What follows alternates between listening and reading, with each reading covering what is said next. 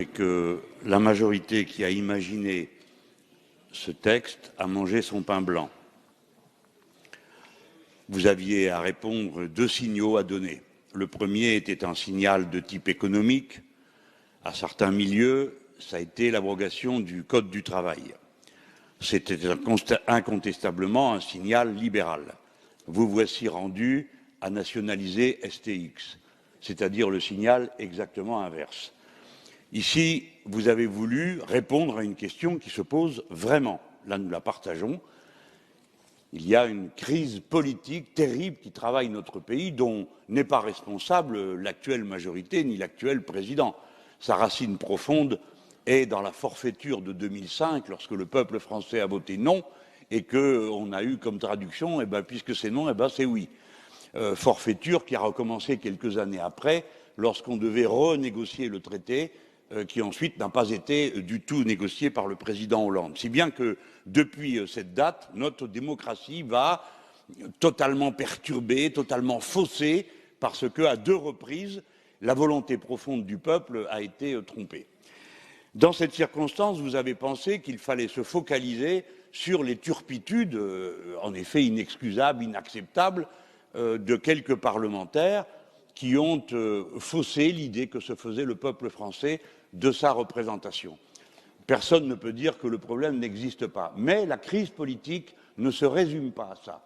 Et en le résumant à ça, on donne l'impression de ne pas s'intéresser au fond de ce qui se passe, c'est-à-dire à la véritable cause commune qui est le poids de l'argent. Et le poids de l'argent défigurant la décision publique, défigurant la morale à laquelle les Français de toutes conditions et de toutes opinions se rattachent et aux vertus auxquelles ils croient. En ce moment même, l'épisode Pénicaud vient réduire à néant, les efforts que vous avez voulu faire et les signaux que vous avez voulu. Mais oui, vous n'y êtes pour rien, mais c'est comme ça. Les gens se disent ça continue. Ça continue, c'est toujours l'argent qui a le dernier mot, et ceux-là même qui demandent des efforts sont ceux qui semblent le moins s'y astreindre eux-mêmes.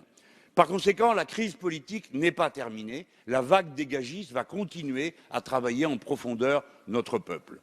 Nous avons dit qu'à notre avis, il fallait déporter le débat et l'amener là où se trouve la solution. Les Français ne vous demandent pas de reprendre confiance. Les Français veulent que la politique serve à quelque chose. Or, elle ne sert, semble-t-il, à rien si c'est Bruxelles qui commande en tout pour ce qui concerne les politiques économiques et si pour le reste, tout le reste n'est qu'un conseil d'administration déporté dans une Assemblée nationale au service des grandes sociétés dont l'appétit inépuisable, semble-t-il, ne répond à aucun intérêt national.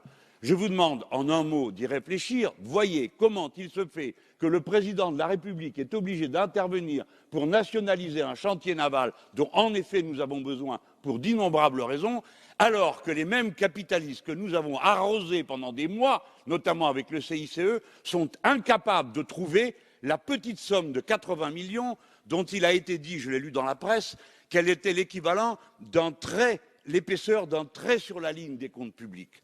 C'est-à-dire rien du tout. Donc, ils n'ont même pas de quoi prendre le risque d'acheter un chantier naval qui a 10 ans de carnet de commandes rempli. C'est donc cette classe parasite qui accable la République. Et elle va vers une crise politique qui ne dépend pas de vous, mais qui ira à une crise de régime parce que c'est le fondement même qu'il faut changer.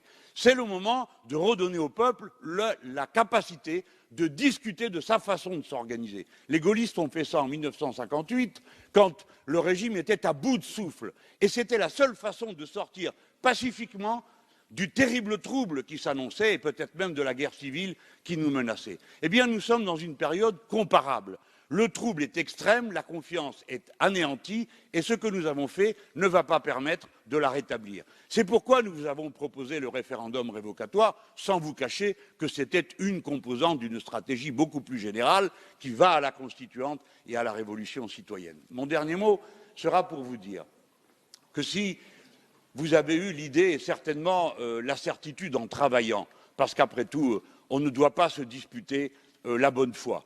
On peut parfaitement imaginer que nous le sommes tous, même si nous n'avons pas les mêmes évaluations. Cependant, je voudrais vous dire que ces quelques jours ont certainement aggravé les choses, parce que c'était la nature même du débat. Comme on ne parlait que des turpitudes des parlementaires, nous aurons au fond, pendant des heures et des heures, amoindri la confiance que les Français pouvaient avoir dans leur représentation. Je suis sûr que ce n'est pas ce que vous vouliez, mais ce à quoi on est arrivé. Et c'est pourquoi je vous félicite. Vous avez bien travaillé pour l'aboutissement de mon projet. Merci, Monsieur Mélenchon. La parole est